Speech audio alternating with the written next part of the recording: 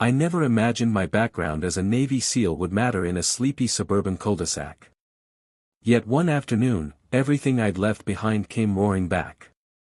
3 men in phony police-style tactical vests marched onto my property, claiming they were there over HOA matters. One of them made a fatal mistake. He struck my wife, Sarah. By nightfall, they didn't look the same as when they arrived. Before we get into it, drop a comment telling me which country you're watching from. Let's see how far this one travels.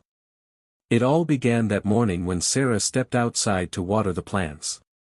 She saw a black SUV driving around our block 3 times before pulling up across the street. 3 men climbed out wearing dark tactical vests with shiny-looking police patches sewn on. From a distance they appeared official, but Sarah noticed details that screamed fake. Their belts were flimsy nylon with plastic holsters, and none of them had radios. Real officers don't show up without comms. The tallest one strode straight toward our yard. HOA compliance inspection, he barked, ripping open a badge that looked like a toy. Sarah stayed calm. Since when does the HOA send police? She asked. The second man sneered, we're not hired, we are the law here. Sarah told them to leave and reminded them that trespassing on private property is illegal. Instead of leaving, the third man stepped up with his hand on a cheap baton. When Sarah pulled her phone to record, he slapped it from her hand, then, in a moment that changed everything, he slapped Sarah across the face. I'd been in the garage sorting some old equipment when I heard her scream. I came out to see her holding her cheek while these impostors puffed up like they owned the block. The neighborly me shut off and something else turned on. I walked out and said, you picked the wrong house. 5 seconds, tell me who sent you. The tall one lied, the HOA president said you ignored notices.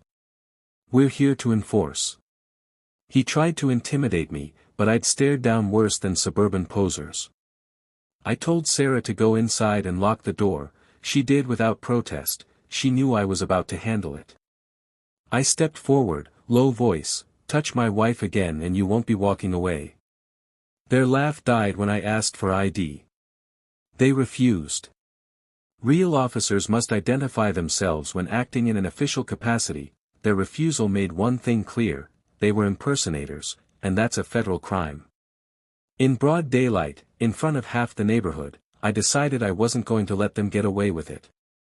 I didn't throw a punch right away, but I shifted into a stance that meant business, feet planted, shoulders squared, eyes fixed. It's the same posture that told people in combat I wasn't bluffing. The tall one jabbed a finger at me, listing petty HOA offenses, my truck, my fence, my dogs. I stayed calm but blunt. My truck is parked legally. My fence is within code. Those dogs are service animals under the ADA.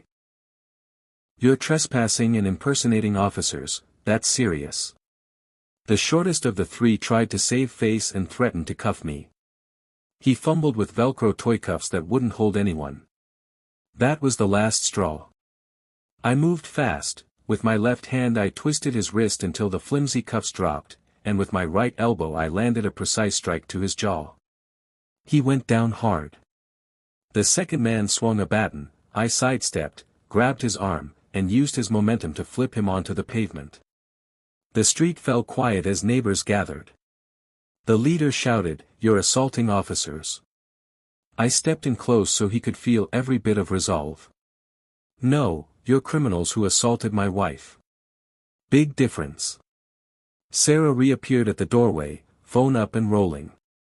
"I've called the sheriff," she yelled. The leader cursed and bolted for the SUV. I grabbed the back of his vest, twisted him off balance, and pinned him to the hood. He fought like someone who only ever played at being dangerous. When the real deputies arrived, guns trained, they ordered hands up. I complied and stepped back while Sarah pointed them out. "Those are the ones. They hit me." The deputies handcuffed them, peeled off the fake vests, and the truth started to come out. Under pressure, the ringleader admitted the HOA president had paid them to rough us up. At that moment I realized this wasn't random, it was organized harassment. If you're enjoying this HOA saga, hit like and subscribe, it gets wilder. At the sheriff's station the three looked humiliated, their knockoff gear bagged as evidence, their wrists locked with real cuffs, and their story unraveling. They confessed, Karen Ellis, the HOA president, had hired them to intimidate us. When deputies asked if I wanted to press charges, I didn't hesitate. Absolutely. Impersonating officers is a felony, assaulting my wife is another crime. Karen didn't back down. That same day she filed a lawsuit claiming I used excessive force and damaged the HOA's reputation. She even tried to spin her paid thugs as security contractors.